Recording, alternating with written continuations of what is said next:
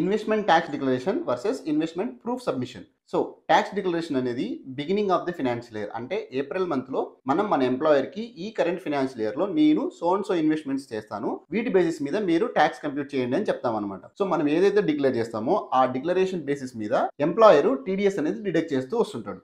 జనవరి లేదా డిసెంబర్లో ఎంప్లాయరు ఏదైతే నేను డిక్లేర్ చేశానో వాటికి ప్రూఫ్ సబ్మిట్ చేయమని అడుగుతాడు. ఫర్ ఎగ్జాంపుల్, నేను ఏప్రిల్ మంత్లో 80C 80D section 24 housing loan interest అలాగే 80E ఎడ్యుకేషన్ లోన్ ఇంట్రెస్ట్ నేను ఇన్వెస్ట్ చేస్తానని చెప్పి డిక్లేర్ చేసి ఉంటే వాటికి రిలవెంట్గా ఇప్పుడు నేను ప్రూఫ్స్ అనేది సబ్మిట్ చేయాలన్నమాట. ఫర్ ఎగ్జాంపుల్, 80Cలో నేను ఎల్ఐసి పే చేస్తే ఎల్ఐసి రిసిప్ట్, 80Dలో మెడికల్ ఇన్సూరెన్స్ పే చేస్తే మెడికల్ ఇన్సూరెన్స్ రిలేటెడ్గా రిసిప్ట్.